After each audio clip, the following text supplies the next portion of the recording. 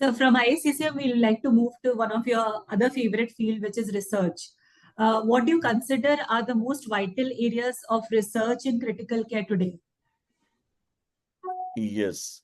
You see, that is one thing, basically, other than academics, which is very, very important for any medical subject you consider, be it critical care or any other subject.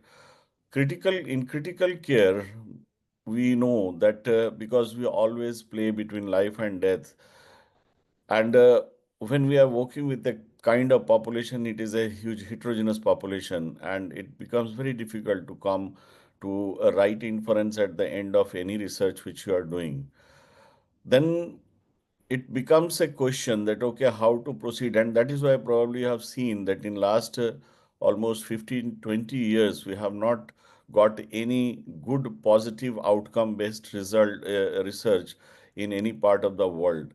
So I think now the way we are proceeding towards precision medicine and artificial intelligence, I have a faith that yes, if we start from today, because our country we understand bit late, and that is another reason why we always stay behind others. Others mean one or two big continents like Americans and Europeans that we get triggered a little bit late. So if we start working from now on basically these two, that precision medicine means we need to understand about in inside biologics and the phenotypic pattern of individual and diseases, and then we make all these included with the help of artificial intelligence, and we start making big data, because those are the things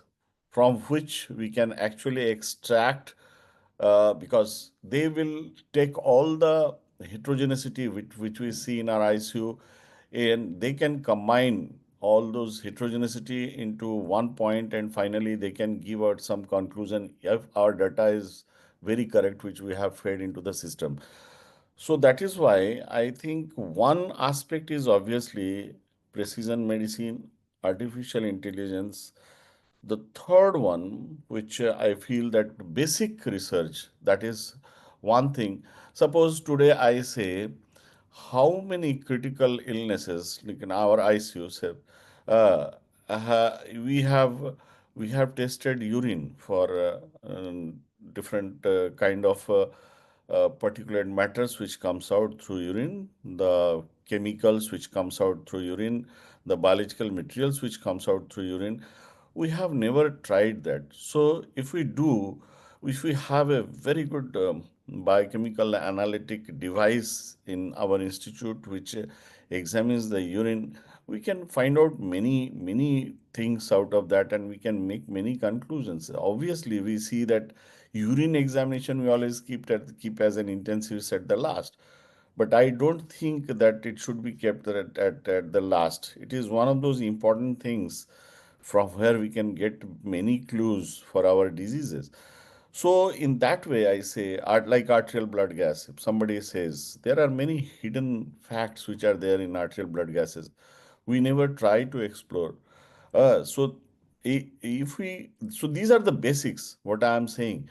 Uh, in ventilator also, we see the parameters we see always, but as far as analysis is concerned, how we are analyzing those parameters which are being shown in ventilator, and how we can put it to infer and see that yes, what we can do after this so that our patient gets a better ventilatory support.